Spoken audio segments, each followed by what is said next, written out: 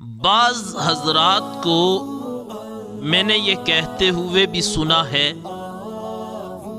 کہ ماہ رمضان المبارک میں اگر دن کو روزہ رکھا جائے تو انسان کے جسم میں کمزوری ہو جاتی ہے، جس سے انسان بیمار ہو جاتا ہے۔ میری عقل اس بات کو تسلیم کرتی ہے اور میں اس نقطۂ نظر پر پہنچا ہوں کہ اسلام کے جتنے بھی قوانین ہیں، اسلام نے جتنے بھی قوانین بنائے ہیں، اسلام کے بنائے ہوئے قوانین میں وبا نہیں ہے، رب نے اس میں شفا کو رکھا ہے۔ اسلام کے قوانین میں انسان کے لیے نقصان نہیں ہے، بلکہ اسلام کے بنائے ہوئے قوانین میں انسان کے لیے فائدہ ہے۔ اعلیٰ حضرت عظیم المرتبت امام اہل سنت امام العاشقین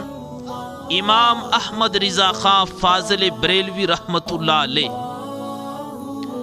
آپ فرماتے ہیں کہ ماہ رمضان المبارک سے کچھ عرصہ قبل میرے والد گرامی مجھے خواب میں آئے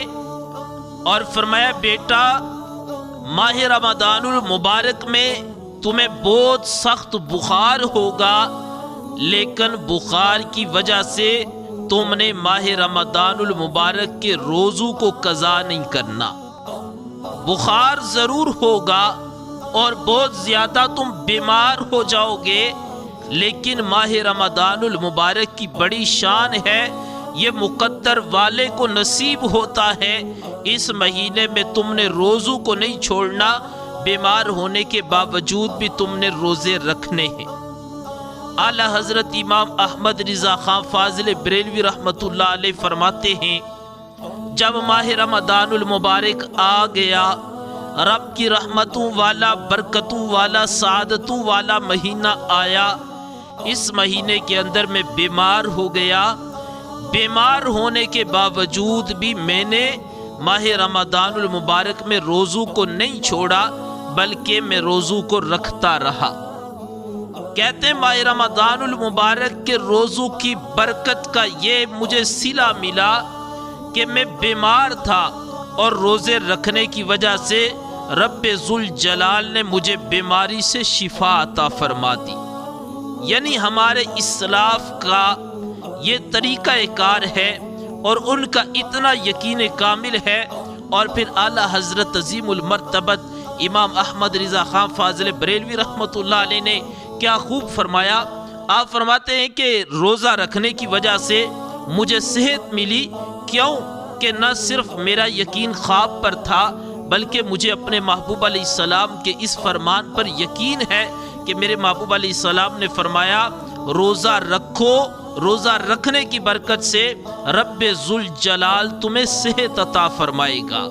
یہ ہے اسلام کی برکت، یہ ہے ماہ رمضان المبارک کی برکت کہ اگر بندہ اس مہینے میں روزے رکھتا ہے تو رب ذوالجلال اس کی مشکلات کا خاتمہ فرما دیتا ہے، اس کو بیماری سے نجات عطا فرما دیتا ہے۔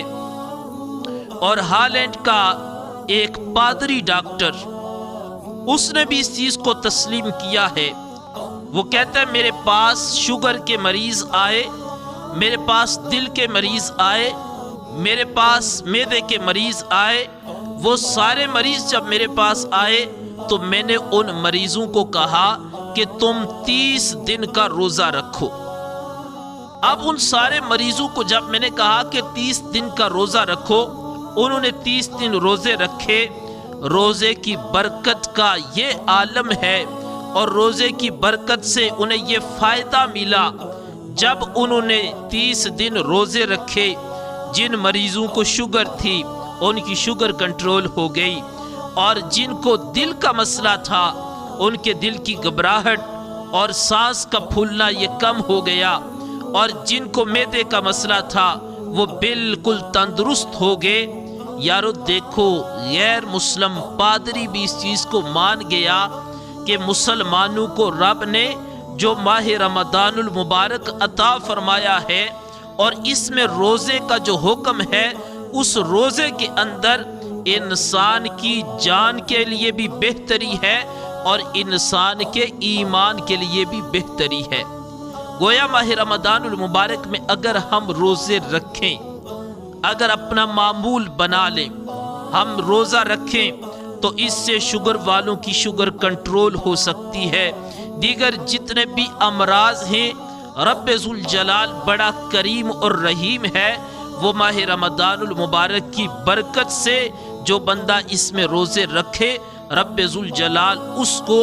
وباؤں سے شفا عطا فرما دیتا ہے، بیماریوں سے نجات عطا فرما دیتا ہے، اور اللہ تعالیٰ پریشانیوں کا خاتمہ فرما دیتا ہے۔ اس مہینے کی برکت سے رب ذوالجلال اہل ایمان کے لیے آسانیاں پیدا فرما دیتا ہے۔